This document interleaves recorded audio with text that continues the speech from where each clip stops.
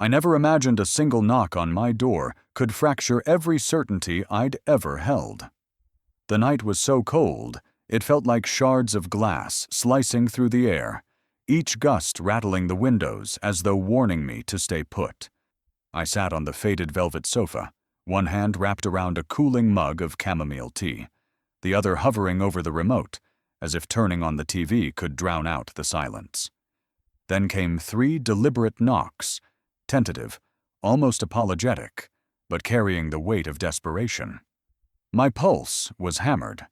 For a moment I thought of ignoring it, of retreating deeper into the safety of shadows. But compassion stirred where fear tried to root itself. Slipping on my slippers, I crossed the hallway where old photographs lined the walls, faces I hadn't updated in years, smiling from seasons long past. The mirror caught me as I passed, pale cheeks, brows knotted in worry, lips parted in indecision. My hand trembled as I undid the latch. When I pulled the door open, snow gusted in, icy and unrelenting, and in its glow stood a solitary figure, shoulders hunched in a threadbare coat, boots mismatched and crusted with ice. He looked as though carved from the very storm itself. "Please," he rasped, voice cracked and weary. "Help me." Every instinct screamed at me to slam the door, but something in his tone, an echo of loss, of loneliness I knew too well, anchored me. "Come in," I whispered. The moment he stepped inside, the storm seemed to hush. His hands shook so violently he fumbled with the bolt, his frame quivering from the cold. By the fire, I guided him to the armchair, pressing a blanket into his hands and filling a mug with hot tea. He clutched it like salvation, steam curling into his face as he took small, reverent sips. Firelight revealed a gaunt face, high cheekbones, hollow cheeks, lips trembling as though each breath was a battle. His storm-gray eyes flicked to mine, then away again, heavy with something unspoken. "Thank you," he murmured. The words landed with a weight that silenced the room. I sank into the chair opposite him, drawing my scarf tighter as I watched him. His coat was worn thin, patched at the shoulder. His knuckles whitened as he gripped the mug. My questions crowded in. Where had he been? What had he endured? But I bit them back. Instead, I handed him another blanket, and his shoulders sagged with wordless gratitude. The house, once cavernous in its loneliness, seemed smaller now, warmer, as though it too recognized the presence of someone long lost. The storm clawed at the windows, but inside the silence deepened, broken only by the steady crackle of the fire. Then he looked up, and for the first time our gazes locked. In those gray eyes was something startlingly familiar, a flicker that tugged at the corners of memory I'd buried long ago. My throat tightened. Images surfaced in fragments. A sunlit orchard, laughter echoing beneath the trees, the curve of a silver locket once wore. My hand rose unconsciously to my throat, searching for its absent weight. His eyes followed the movement. His fingers, trembling, reached into the pouch I'd set near him. Slowly, reverently, he drew out a tarnished locket, its surface etched with faint intertwined initials. My breath caught. He opened it with unsteady hands, revealing a faded photograph of 2 children, arms linked, grins wide beneath the boundless summer sky. For a moment, time fractured. The fire dimmed, the storm quieted, the world contracted to that small silver oval resting in his palm. He closed the locket slowly, his voice a whisper that carried the weight of every lost year. "I never stopped looking for you." My heart thundered as the fire echoed the tremor in my soul. And I knew this was only the beginning. His voice echoed in a way that tugged at memories I thought were gone. The flames leapt and cracked in the hearth, their shifting glow painting his face in restless patterns of light and shadow. His posture, leaning forward, elbows resting on his knees, hands rubbing together for warmth, felt achingly familiar, like the echo of a song I once knew by heart. The curve of his jaw, the hollow beneath his eyes, the faint tremor in his lip, all of it seemed to belong not to a stranger, but to someone woven into the fabric of my past. I tried to dismiss the thought. Logic told me he could be anyone, just a weary traveler pulled in by the storm. But memory whispered otherwise. Fragments surfaced unbidden. Summer nights in my grandmother's garden. Fireflies glowing as we dared the flames to climb higher. The sound of laughter that had once been my whole world. I clenched the arms of my chair, torn between reason and recognition. To steady myself, I rose and fetched the teapot, pouring the chamomile into thick ceramic mugs. I handed one to him, and when our fingers brushed, I felt a spark, sharp and undeniable. "It's chamomile with honey," I offered, my voice softer than I intended. He accepted, lifting it in both hands as though it were a lifeline. Steam curled into his face, framing him in a halo of warmth. His eyes fluttered closed as he took a sip, and for a moment, he looked like the boy I once knew, comforted by the simplest of gifts. Then he reached into his coat and pulled out a pair of gloves, worn but carefully kept. Confused, I accepted them, until I saw the stitching along the wrist. My stitching, the pair I had lost in the park when I was 8. My breath caught. He held them out to me without a word, his gaze heavy with meaning. The world shifted. These weren't relics bought from a market stall. These were mine, preserved by someone who had known me all along. "Where have you been?" I whispered, voice trembling.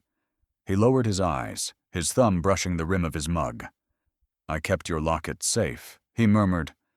"I never stopped carrying it." The word struck me like a chord, plucked from deep inside my chest.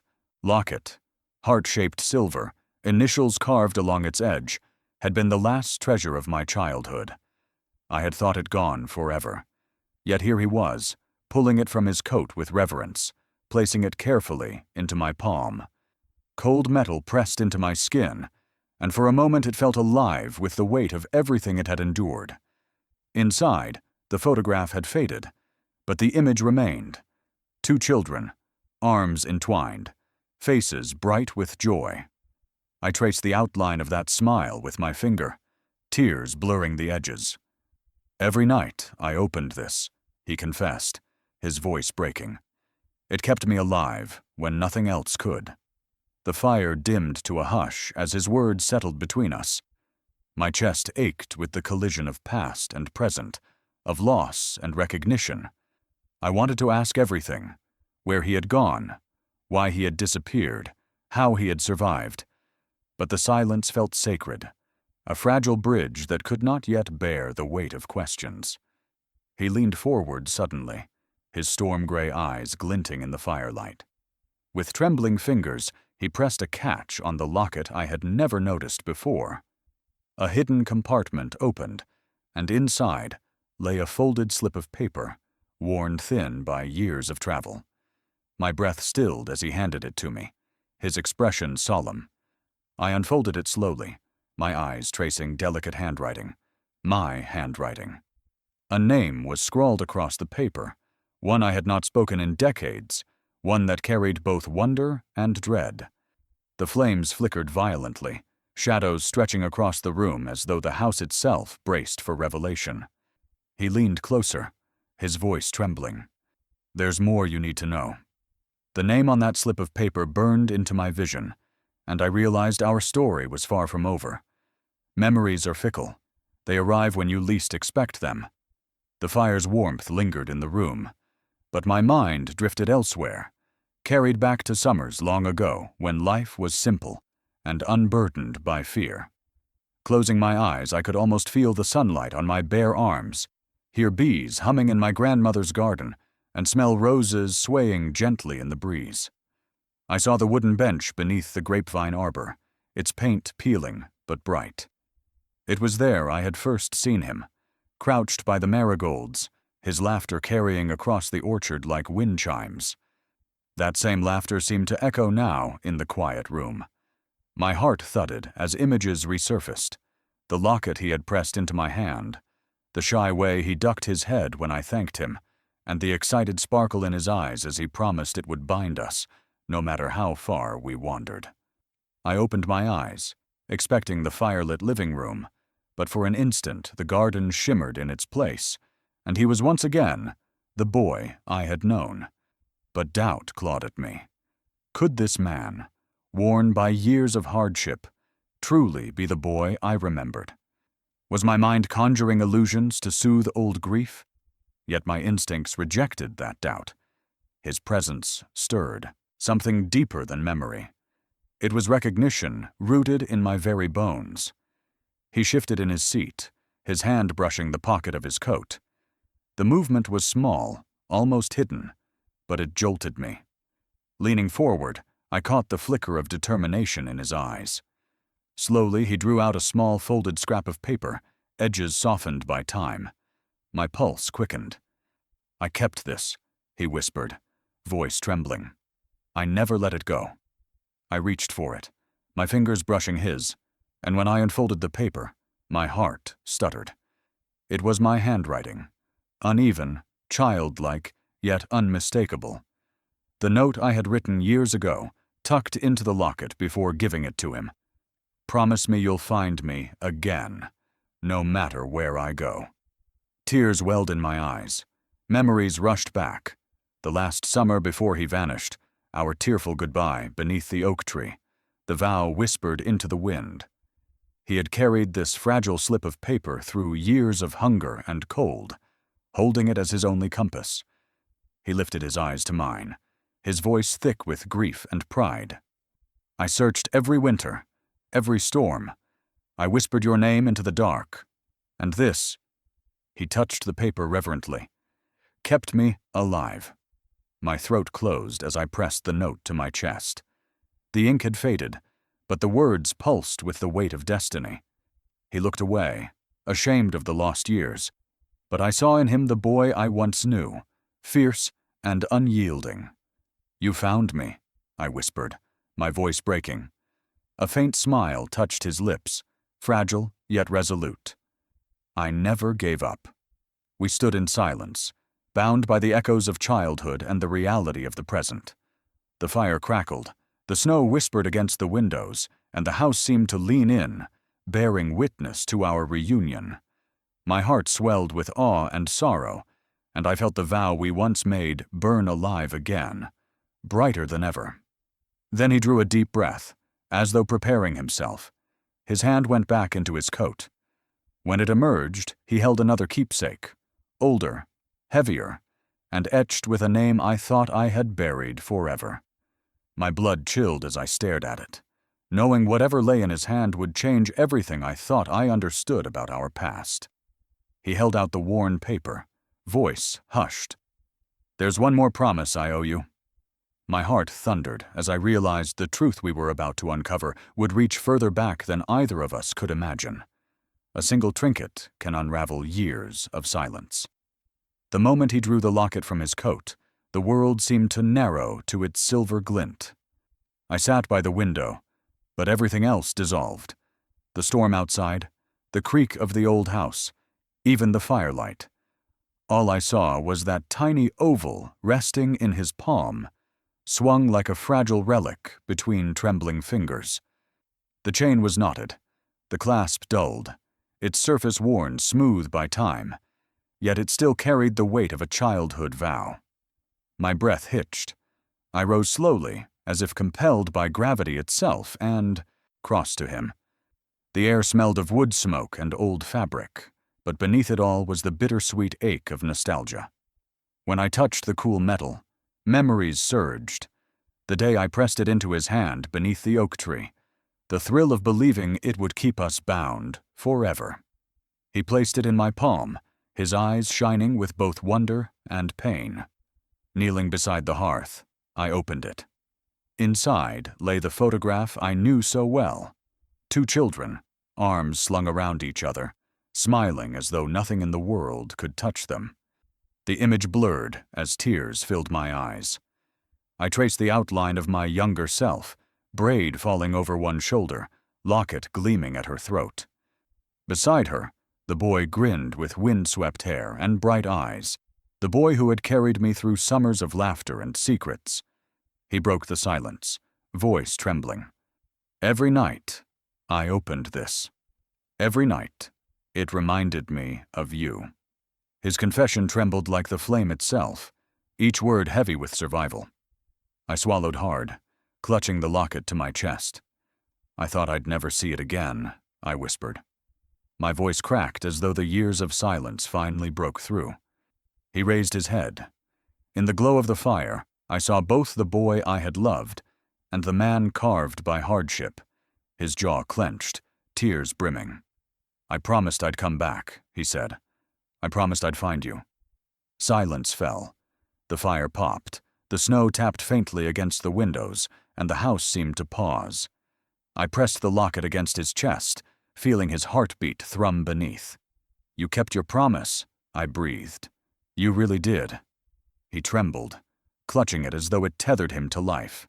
For a moment, we stayed like that, two souls bound by a scrap of silver that had outlasted every storm.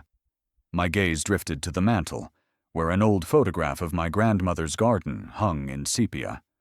The locket, though small, carried more than any picture ever could. It pulsed with memory, with touch, with promises that had survived time itself. Then his expression shifted. He leaned closer, voice dropping to a whisper. There's something you don't know. The night I disappeared, it wasn't an accident. My body froze. He pressed the locket's back clasp, one I had never seen before, and a second compartment clicked open. Out slipped another photograph, smaller and stranger than the first. Its edges were frayed, its image faint, but I recognized the date etched along the corner. It was the anniversary of our last carefree day together. The firelight flickered across his face as he held it up, and my world tilted. This hidden image was proof of something more, a secret buried in the heart of the locket all along. He looked at me with haunted eyes. The truth was hidden here all this time, he whispered. My breath caught as I realized this revelation would change everything I thought I knew. Survival often demands sacrifices we can barely comprehend, and sometimes it demands that we bury pieces of ourselves so deep they almost vanish. He sat hunched near the fire, the locket glinting faintly as he ran its chain through his fingers. His voice dropped low, almost lost in the crackle of the flames. It began the night I thought I was safe, he whispered. The night they took me. I leaned forward, breath caught in my throat, as he described being seized from a crowded marketplace, hands bound by men who claimed kinship but carried no mercy. They dragged him into alleys where the street lamps didn't shine, shoved him into a truck, and slammed the doors shut. The stench of diesel and sweat filled the darkness as the metal walls rattled around him. From that moment, childhood was gone. They called it a school, he said bitterly, but it taught only cruelty. He painted it in harsh strokes, rows of bunks pressed so close the air barely moved, blankets thin as paper, guards who measured mercy in coins slipped secretly into their palms. Children huddled together for warmth, whispering songs in the night to keep from breaking. Days blurred into punishments and drills, nights into hunger and fear. Each breath was survival. He learned that noise drew violence, that tears earned ridicule, and that laughter was forbidden. Yet even in that bleak place, he clung to a single lifeline. The locket pressed against his chest. One day, a guard struck me, he confessed, his voice shaking. The chain snapped. The locket hit the floor. For a moment he thought he'd lost everything. Crawling across the cold concrete, he curled his fingers around it, holding it so tight its edges cut into his palm. I refused to let go, he whispered, because letting go meant losing you. My eyes stung as he described how he scavenged crusts of bread, traded whispered memories for scraps of kindness, and survived nights so cold he thought his breath would freeze inside him. The image of him crouched in a shadowed corner, clutching that locket as guards patrolled, seared itself into my mind. One moonless night, he escaped. Slipping past broken fences, sprinting through alleys, he carried only the clothes on his back and the locket against his skin. He ran until dawn, lungs burning, heart thrumming with terror. But freedom was not kindness. He wandered foreign cities, sleeping under bridges, begging for food, his coat threadbare and body weak. "But each time I opened this," he said, lifting the locket to the firelight, "I remembered your face." And I kept moving. He spoke of Marrakech's festivals, where music only deepened his loneliness, of Berlin's frozen nights, where strangers passed without looking, of Bangkok's heavy air pressing down as he searched for purpose. Each dawn he asked himself if surviving was worth it, and each time the locket answered yes. As he spoke, I reached out and laid my hand over his, feeling the tremor running through him. In his storm-gray eyes I saw both the boy I had lost and the man forged by suffering, yet unbroken in spirit. Every hardship, every scar, he murmured, was easier to bear than the thought of losing this. His hand closed around the locket again, knuckles pale. My chest ached with a mixture of grief and pride. Then, with unsteady fingers, he pulled a small leather journal from his coat. Its cover was creased, its corners dog-eared. "I wrote it all down," he said. "Every name, every child I saw taken, everyone who never escaped inside, I saw cramped handwriting, pages filled with sorrow and survival. Between them was a dried rose petal, my grandmother's, pressed and carried through years of torment. There's more," he said, voice thick with urgency. "I owe a debt I can't repay alone. Not just to myself, but to the others still trapped, to the children whose names fill these pages." The fire flared as he handed me the journal. My fingers shook as I opened it, scanning names I recognized. Neighbors, friends, children who had vanished without explanation. The weight of it pressed down like a stone. He closed my hands around the journal, his eyes blazing. "Read this, then decide if you can help me finish what I started." The fire popped sharply, as if echoing the danger, and I realized our reunion was not an ending, but the beginning of a new fight. Promises between children hold more power than we ever suspect, forging bonds that can outlast time itself. The memory came rushing back, vivid as if the years between had been nothing but a dream. My grandmother's orchard stretched wide under the fading light of summer, apple branches heavy with fruit, cicadas humming in the distance. I was 8, my polka-dotted dress grass-stained from an afternoon of play, a blossom clenched in one hand, and a makeshift compass in the other. He stood beside me, barefoot, eyes glowing with mischief and determination, the very image of childhood defiance. We had claimed that orchard as our kingdom. Between rows of trees, we draped blankets into makeshift tents and whispered plans of adventures only we could imagine. The world beyond the orchard fence didn't matter. Here, in our hidden sanctuary, we were free. That day, the air tasted of honeyed blossoms, the sun dipped low in streaks of gold, and time seemed to pause as though waiting for us to seal something bigger than ourselves. He knelt, pulling a twig from the ground, and with solemn care sketched 2 stars into the soft soil, one for him, one for me. "We'll follow these," he said with a seriousness rare in children. "No matter where life takes us, we'll always find our way back here." Something inside me shifted, a deep knowing that this was more than a game. I pressed my small hand against his, the twig biting into my palm, and whispered, "I'll find you." The words felt like magic, binding us together. In that moment, I believed we had captured eternity. The orchard echoed with our laughter as we chased each other between the rows, the locket cool against my chest beneath my dress pocket. That locket became the witness to our vow, the silent keeper of a promise that seemed unshakable. At the time, I could never have imagined how heavy those words would grow, or how fiercely they would guide him through storms darker than any child could fathom. Now, sitting across from him by the fire, the years collapsed, and I saw both the boy and the man within him. His face bore lines etched by hunger and hardship, yet when he closed his eyes, I saw the same boy who had chased dragonflies with me, who had vowed to always come back. His voice lowered, fragile yet certain. That vow, It kept me alive. Even when I thought the world had forgotten me, he began to recount the nights when prison walls closed in around him, when his body was weak from hunger and his spirit near breaking. He would close his eyes and picture the orchard, golden sunlight, dragonflies weaving between apple blossoms, my laughter carried on the breeze. He traced the stars we had drawn into the dirt, redrawing them in his mind whenever despair threatened to consume him. Tears burned my eyes as I listened.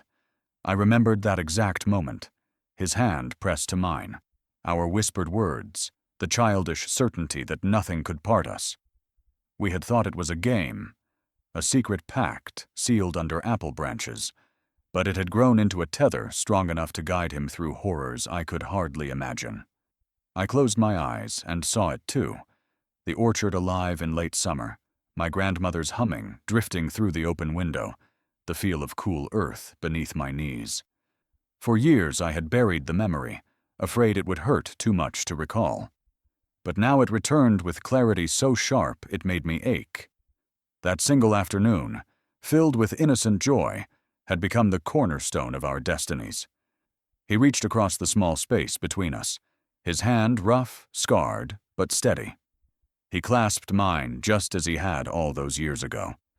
His grip was firm, his eyes glistening with the weight of both past and future. In that moment, I felt the vow seal itself anew.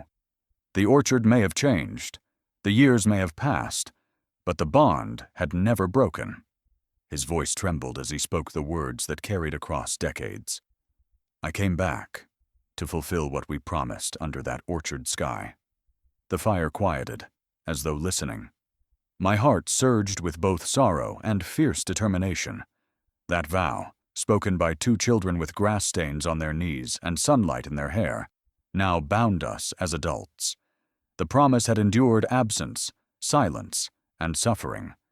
And now, it demanded we honor it. He leaned closer, his voice dropping so low it felt like a prayer.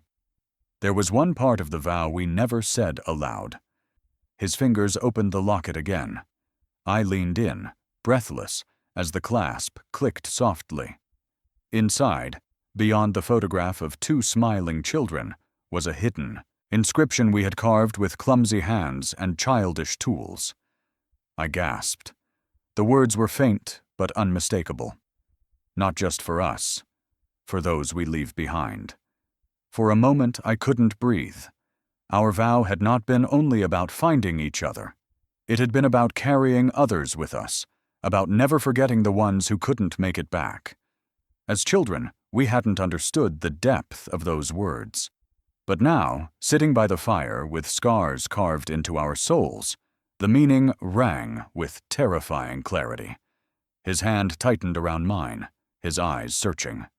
Will you stand by me as we honor this vow, for us, and for those we left behind? The flames leapt, casting our shadows long across the walls, as though urging me to prepare for the journey that lay ahead. An unmarked envelope arrived in his hands, like a decree of fate, its paper thick and whispering of secrets kept too long. The night had grown heavy, the storm outside reduced to an uneasy hush when he shifted in his chair and slipped a hand into his coat. I thought he would draw out the journal again, or perhaps the locket, but instead he placed something else on the table between us, a thick envelope, sealed with red wax. Its presence seemed to bend the air, commanding attention with silent authority. The wax bore an insignia I had never seen before, a crest of intertwined letters crowned by a symbol that shimmered faintly in the lamplight. I felt a chill creep up my spine. The seal radiated both menace and dignity, as though whoever had sent it wielded immense power. He didn't speak at first. His hands lingered on the envelope, fingers running along its edges with a mixture of dread and reverence. At last, he met my gaze. "I've carried this for weeks," he murmured. "I wasn't sure if I should open it. But now, with you here, I think it's time." My heart thudded as he pulled a slender knife from the drawer, its blade dulled with age. With one fluid stroke, he cut the wax. The sharp crack echoed through the quiet house like a gunshot. He hesitated, then slid a sheaf of papers bound by scarlet ribbon from the envelope. Even before he untied it, I sensed the weight of what lay within. The first page gleamed under the lamplight, formal legal documents stamped with heavy seals. The language was ornate, filled with phrases that belonged in courtrooms and boardrooms, bequeathed in perpetuity, hereby conferred. The words carried a gravity that pressed against my chest. He unfolded another page, his eyes darting quickly across it. I saw endorsements, signatures, and crests I didn't recognize, shipping firms, land companies, mining ventures. Each symbol hinted at vast fortunes and hidden empires. My breath caught as the scope of it dawned on me. This wasn't just an inheritance. It was an empire. His hand trembled as he read aloud the name of the benefactor, an aristocratic title so old it felt like it belonged in a history book rather than a living room. The E syllables rolled from his tongue like rare silk, heavy with the weight of lineage and authority. The name meant nothing to me, yet something about it rang faintly familiar, as if whispered in half-forgotten dreams. "This," he said, tapping the documents, "is a fortune. Land, businesses, accounts spread across continents. Whoever left it for me." He swallowed hard. "But it comes with conditions." My pulse raced as he flipped further into the sheaf. The stipulations were clear and demanding: loyalty to unseen trustees, service to unspecified causes, deadlines to fulfill obligations under threat of forfeiture. Each clause read less like a gift and more like a contract written in invisible chains. The words blurred as I realized the truth. Accepting this fortune meant stepping into a web of power we could not yet comprehend. Whoever had orchestrated it had done so with precision, binding wealth to obedience. His jaw tightened as he laid the papers down. "This isn't charity. It's a test." His voice was bitter. "Someone believed in me, believed I could carry this legacy. But they also made sure I'd be trapped by it." I stared at the envelope, its red seal cracked but still gleaming faintly. It felt alive, watching us, daring us to accept or reject what it contained. My throat was dry. I thought of the locket, of the vow we'd carved in childhood, of the journal filled with names of children still lost. This inheritance could be salvation, money to build safe houses, to rescue others, to fulfill the vow. But it could also destroy us if its strings pulled us into battles we couldn't win. He leaned forward, his shadow stretching across the table. "This isn't just about wealth. It's about control. If we take it, we'll have power we've never dreamed of. But we'll also have enemies we can't even name." I pressed a hand against my chest, feeling the locket's weight. The vow etched inside it echoed louder than ever, not just for us, but for those we left behind. That vow and this inheritance seemed to converge into one terrifying, exhilarating path. With steady hands, he slid a final slip of paper across the table. Unlike the legal pages, this one was handwritten, the ink crimson and slanted, as though scrawled in urgency. My blood chilled as I read the single line aloud. "Fulfill your part, or this fortune becomes your curse." The lamplight flickered. The shadows around us seemed to stretch and writhe, alive with threat. He looked at me, eyes burning with equal parts fear and determination. "Are you ready to claim what's ours, and face the consequences?" The empty envelope lay between us, its silence heavier than any storm. Wealth can feel like a lifeline, until it feels like a noose, tightening with every demand. He unfolded the contract carefully, the parchment crackling like dry leaves. The candlelight glimmered across fine script, each loop and flourish reminding me this was no ordinary document. His voice trembled as he explained. "It came from a stranger," he said, "a benefactor who claimed I once saved him in a moment of despair." I leaned forward, heart thudding. The idea seemed impossible, yet in his eyes I saw no doubt. He spoke of a man he'd met during his wandering years, a stranger on the brink of ruin, whose life he had touched with a simple act of compassion. That man had left him this inheritance, not as repayment alone, but as proof that kindness echoes long after it's given.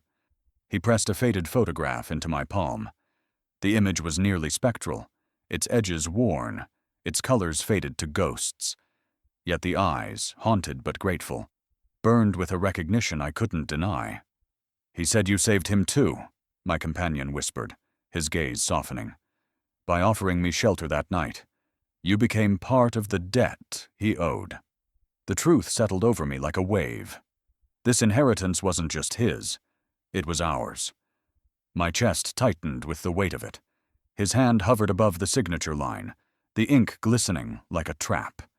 Each second he hesitated deepened the silence, until it felt like the air itself was waiting for my answer. I shook my head, overwhelmed. "I can't take this," I murmured. "It's too much. My life. It's small, simple. I don't know who I'd be if I stepped into this." The thought of trading quiet evenings by the fire for grand halls and obligations made me tremble. Would I lose myself in wealth's labyrinth? But he leaned forward, eyes fierce. "This isn't about luxury. It's about purpose." His voice carried the same unyielding certainty I remembered from our childhood vow. "We don't have to be defined by hunger and fear anymore. We can use this, together, to build something lasting, to keep our promise." His words pierced my hesitation. I turned back to the contract, reading its clauses with new clarity. The money was bound by conditions, but not selfish ones. We were required to fund shelters, establish scholarships, provide relief to those in desperate need. It was not a gift for indulgence. It was a mandate for compassion. Visions bloomed before me. Children warmed in safe houses on winter nights. Families lifted from despair. Futures carved by scholarships born of our names. The vow etched in our locket, not just for us, but for those we left behind, aligned perfectly with these stipulations. Perhaps the benefactor had known this vow, or perhaps fate itself had woven our paths into his. My hesitation wavered.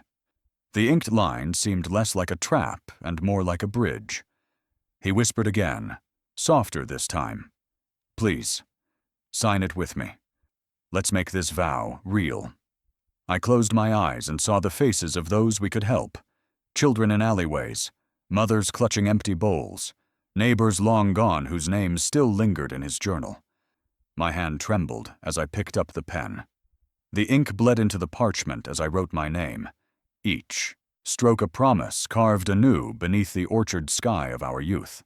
He exhaled in relief as he signed beside me. Then, with reverent care, he folded the contract and placed it back into the envelope. The candle sputtered, throwing long shadows across our entwined hands. We sat in silence for a moment, the air heavy with both triumph and dread. I felt the locket against my chest, warm now, as though it recognized the fulfillment of its inscription. We had claimed not just a fortune, but a purpose. His voice broke the silence. "This is it. The beginning of everything. The money, the power, the name. It's all ours now. But so are the consequences." He pressed the envelope into my hands. Its weight was terrifying, heavier than any treasure I could imagine. "Now we begin," he whispered. "Our fortune demands we honor its purpose." My fingers tightened around the sealed papers as the candlelight flickered. Outside, the night wind whispered against the windows, carrying a question I could not ignore.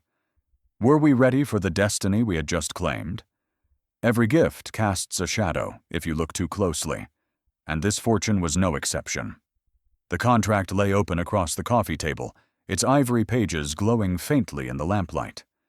At first glance, it looked like salvation. Wealth, properties, investments, all stamped with seals of legitimacy. But as my eyes traced the fine print, a cold dread began to seep through me. Each clause hid a blade. Each line whispered of consequences we hadn't yet imagined. He sat opposite me, his frame taut with tension, one knee pulled to his chest. "Look here," he said quietly, pointing to a paragraph buried deep within the text. His finger trembled as it underlined the words. Section 7. Dormant beneficiaries. If we don't act within 60 days, anyone with even the thinnest bloodline connection can petition for the inheritance. I scanned the clause, heart pounding. The language was precise and merciless. Should the primary trustees fail to allocate assets within the prescribed 60 days, claimants of the remainder interest shall be granted standing to reallocation proceedings. In plain words, if we faltered even once, distant relatives, strangers in name only, could tear it all away. My stomach tightened. Beneath the clause was a list of potential claimants, names I'd never heard of, cousins twice removed, half-siblings born of affairs, second nephews scattered across oceans, each name marked with an asterisk, high-priority claimant. It was as if the contract had been written to bait them into coming forward. He slid another sheet toward me, this one calculating projected legal fees.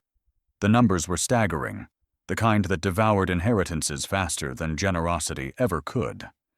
A footnote recommended a top London law firm with branches in Geneva and New York.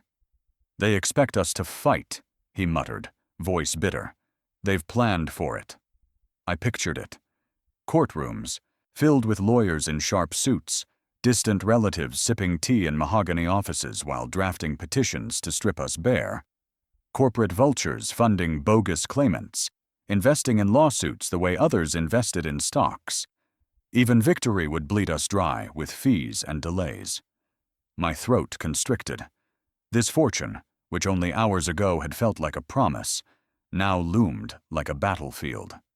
It's not just relatives, he said, voice dropping lower. Corporations monitor inheritances like this. They fund disputes, they sponsor claims, they seize assets through technicalities. We could spend years in court before helping a single soul. The air seemed to thicken. My eyes darted back to the contract, where obligations piled high, quarterly reports, mandatory audits, oversight from unnamed trustees. Missing a single deadline carried penalties that could erase millions overnight. Even our charitable obligations came with strings, measurable outcomes, on-site inspections, public scrutiny that would leave no room for failure. I pressed a trembling hand against my chest, the locket cool and heavy. Its vow, not just for us, but for those we left behind, burned in my memory. Could we honor that vow while being dragged through endless disputes? Could we keep our promise if every step forward was sabotaged by greedy hands? He crouched beside me, eyes stormy but resolute. We'll need allies. Lawyers we can trust, investigators to verify every claimant, advisors to protect the assets. His grip tightened on my hand. We'll have to fight as hard for this fortune as I once fought to survive. Despite the fear clawing at me, I saw the determination in his face. The boy who once drew stars in the dirt now prepared for war with shadows. My voice, though shaking, found steadiness. Then we fight. We won't let them turn this gift into a curse. Relief flickered across his features, tempered by dread. He closed the contract and set it aside. For a heartbeat, the house seemed to breathe with us, sharing our fragile resolve. And then, 3 sharp knocks shattered the quiet. The sound ricocheted through the walls like a warning shot. My body stiffened. He froze, eyes snapping toward the door. The knocks came again, louder this time, urgent and unrelenting. My heart pounded as shadows in the hallway seemed to stretch and twist. I knew instinctively. Whoever stood outside was no friend. He rose slowly, voice taut. Stay here. I'll see who it is. The lock clicked, the door eased open, and in that instant, the storm we thought had passed was only just beginning. Midnight visits are never benign. They arrive cloaked in shadows and intent. The second round of knocks rattled the doorframe, sharp and insistent. My pulse spiked as though the sound itself carried authority. He turned toward me, face pale but resolute, and whispered, "Stay here." But I couldn't. My body had already risen from the chair, drawn by a mixture of dread and defiance. Through the frosted glass, I saw two silhouettes, broad-shouldered, rigid, unmistakably official. When the door swung open, the night spilled in along with them. Their boots struck the hardwood with practiced weight, their coats trimmed in badges that gleamed under the hallway light. Authority clung to them like armor. The taller one held out a card without ceremony, his voice flat. "We're here regarding the inheritance." The words were heavy, stripped of pretense. Behind him, the shorter man adjusted his glasses and carried a thick sheaf of papers stamped with seals. I shivered as though the documents themselves radiated judgment. They entered without waiting for permission, their eyes sweeping across the room, cataloging everything: our mugs by the fire, the open contract on the table, even the faint outline of the locket at my throat. I tried to steady my breathing, but my chest felt tight, every inhale scraping like glass. The taller man wasted no time. "We have warrants," he said, producing cards signed by a judge's hand. "We are authorized to inspect, to question, and to seize evidence if necessary." His tone left no room for argument. I glanced at him. My companion, my lost boy, returned, waiting to see him falter. But instead he rose to his full height, the blanket falling from his shoulders like armor discarded. "Then ask your questions," he said evenly. "I have nothing to hide." The shorter official perched on the edge of the sofa, laying out documents. "State your full legal name." His voice carried across the room. "Alexander Mercer." The official scribbled notes, eyes sharp. More questions followed, precise and relentless. Birth records, addresses, parental lineage. Each answer he gave was calm, but I could see the tightness in his jaw, the effort it took to keep steady. They demanded documentation, proof of the benefactor's passing, notarized statements, certified copies. Some we had, others we didn't. Papers shuffled, pens scratched, the room filled with the cold bureaucracy of doubt. My stomach churned. Were they here for truth, or to strip him of what little he had claimed? Then the taller man's gaze dropped. Slowly, deliberately, he reached into his coat and pulled something out.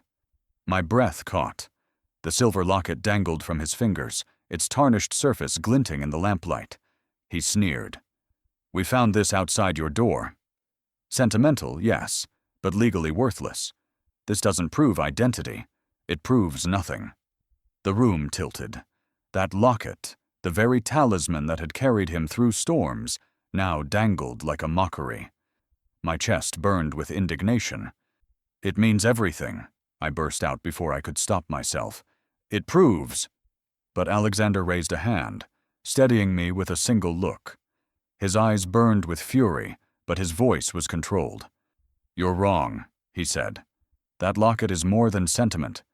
It carries a crest, engraving, a lineage you clearly haven't recognized." The officials exchanged glances, doubt flickering for a moment before settling back into skepticism. The shorter one closed the folder with a snap. "Be that as it may, you have 30 minutes to produce verifiable proof. Birth records, witnesses, legal testimony. Otherwise, the inheritance will be frozen, and your assets seized pending investigation." The taller man tapped the locket against the warrant, each click echoing like a death knell. My blood ran cold. They turned to leave, their boots striking the floor in unison. The door shut behind them with a finality that left the room trembling. Silence fell heavy, broken only by the wind rattling the window panes. I looked at Alexander, my hands shaking. "What do we do?" I whispered. He clenched his fists, eyes blazing. "We need more than memories and keepsakes," he said, voice taut with resolve. "They want blood, signatures, witnesses. They want proof the world can't deny the journal lay on the table." The locket glinted faintly in his hand, and I realized the fight for our future had only just begun. The deepest secrets often emerge in moments of greatest peril, when every facade crumbles under pressure. The official's visit had left the house heavy with silence. Their words echoed still. 30 minutes, verifiable proof, or everything gone. I stood frozen by the fire, the locket clutched in my palm, its cool weight both comfort and curse. Alexander paced the room, his jaw tight, his eyes stormy. At last, he stopped and faced me. "It's time," he said. "I can't keep it from you anymore." He reached into his coat and withdrew a slim leather folder, its cover stamped with a crest I recognized instantly, the same crest that had marked the envelope, the same faint insignia etched on the locket's hidden clasp. My pulse surged. He laid the folder on the table and opened it with deliberate care. Inside were documents more potent than any contract. Hospital records from Cambridge Memorial, signed by a physician whose name bore the Mercer family seal. Baptismal papers from St. Bartholomew's, inked with his parents' names, Jonathan Mercer and Isabella Reed. Letters between his father and the family lawyer, outlining inheritance arrangements in the event of tragedy. He looked at me, his voice steady, though his hands trembled. "My name is Alexander Mercer. I am the sole surviving son of the Mercer line." The declaration carried a weight that filled the room, resonant and undeniable. I pressed a hand to my mouth, tears springing unbidden. For years I had known him only as the boy who vanished, the man who returned scarred and weary. Now the truth stood revealed. He was heir to a name whispered in powerful halls, a lineage erased but not destroyed. The folder's final page was a vellum slip, pressed flat against the leather. He lifted it carefully and handed it to me. It was the crest again, engraved, with precision, flanked by his full name and birth date. "My mother had this made the night I was born," he said softly. "She told me, someday it would prove who I am." The air grew charged, the fire snapping as though in response. The house itself seemed to hold its breath. Then, as if conjured by fate, the officials returned. Their boots struck the floor with the same grim authority, but this time Alexander met them head-on. He laid the folder before them, one page at a time, his voice unwavering as he explained each proof: the hospital record, the baptismal certificate, the family correspondence. The taller official's expression shifted, skepticism cracking into reluctant respect. The shorter man traced the crest with his finger, his lips pressed thin. "These will need verification," he admitted. "But this is substantial." Relief washed through me, so sudden and overwhelming I thought I might collapse. The years of silence, of doubt, of grief, all of it now anchored by undeniable truth. He was Alexander Mercer. He was the boy who had vanished. He was the man who had returned, and he was heir to the fortune we had just claimed. But beneath the relief lurked a tremor of unease. Truth once revealed could not be contained. His name restored meant his life exposed. Enemies would not rest. Relatives, corporations, opportunists, they would all come, drawn to the light of his legitimacy. The officials gathered the documents, their manner softened, but still professional. "We will send these for confirmation," the taller one said. "Until then, the inheritance remains in escrow. But I believe you, Mr. Mercer." For the first time, Alexander smiled, not the haunted half-smile I had grown used to, but a true smile, fragile yet radiant. His shoulders sagged with exhaustion and relief. He turned to me, eyes shining. "It's done," he whispered. "They can't deny it anymore." Tears blurred my vision as I reached for his hand. The locket lay warm between our palms, its silver heart now pulsing with vindication. I felt pride, love, and fear all at once. Pride that he had endured, love that he had returned, fear that this was only the beginning. The officials left, the door closing softly behind them. For a long moment we stood in silence, the fire casting shadows around us. At last, Alexander drew me close, his forehead resting against mine. "We've faced storms before," he murmured. "We'll face what comes next. Together. I clung to him, knowing his words were both comfort and warning. He pulled back, his gaze steady, his voice low. Will you stand by me when it all comes crashing down? The question hung in the air, heavier than the fortune itself, as though fate demanded my answer before dawn could break. Every ending births a new beginning, and sometimes the most profound transformations happen in the fragile space between night's despair and morning's promise. When sleep finally claimed me, it was shallow, filled with restless flickers of memory. The orchard, the locket, the official's cold eyes. But dawn crept in gently, dissolving the darkness with a blush of peach across the curtains. I woke to warmth spreading across my face, a reminder that even the longest night must yield to light. For a moment, I lay still, savoring the fragile quiet. Beside me, Alexander stirred, his breath slow, his eyelashes fluttering against his cheek. The locket gleamed faintly at his collar, catching the newborn sun. I reached out, tracing the line of his jaw with my fingers, and he opened his eyes.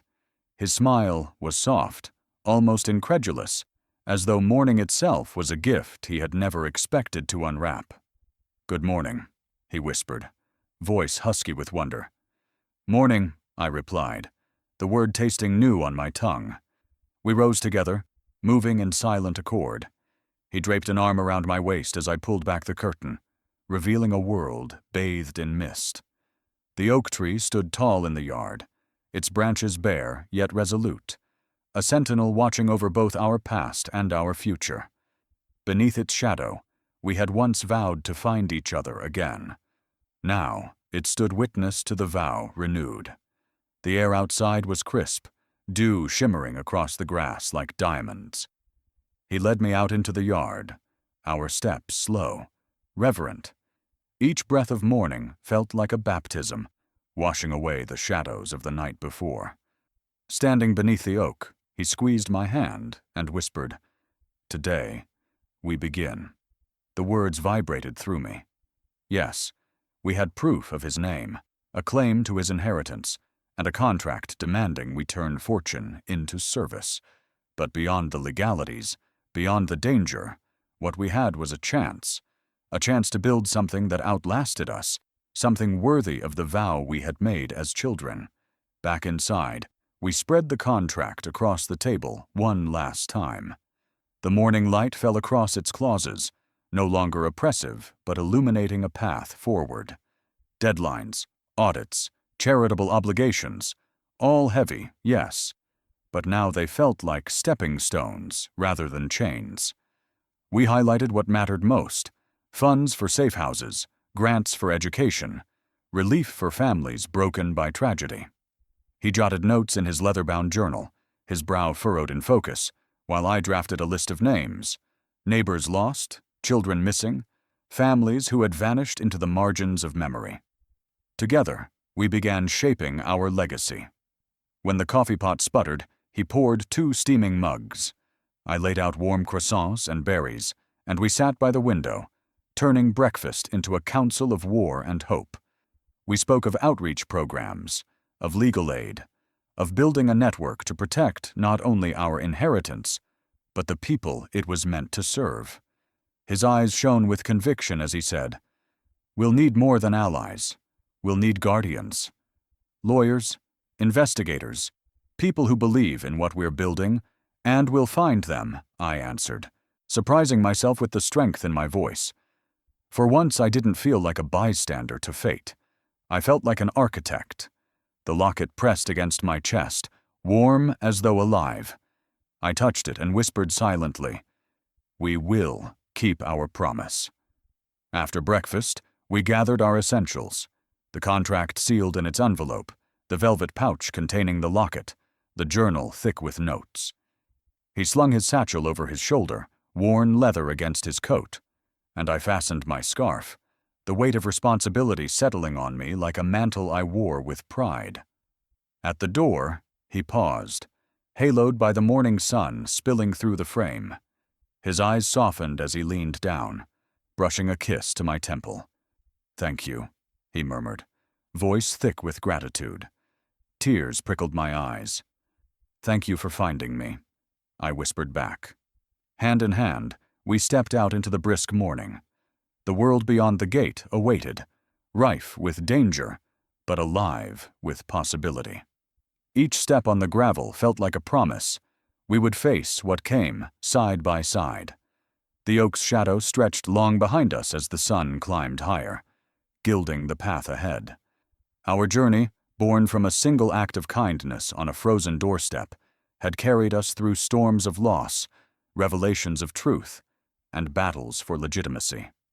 Now it carried us into a new dawn, one we would shape together. As the sunlight warmed our faces, I whispered, "Let's keep our promise. Together." The wind stirred the branches above, as if in agreement, and though I knew shadows still lingered, I felt no fear. For the first time, the future stretched before us not as a threat, but as a horizon waiting to be claimed. If this story's twists and turns had your heart racing, show your support by hitting like, share in the comments which moment moved you most, and don't forget to subscribe with the bell icon on, so you're first to see the next chapter. Then share this video with friends to help grow our community and keep the adventure alive.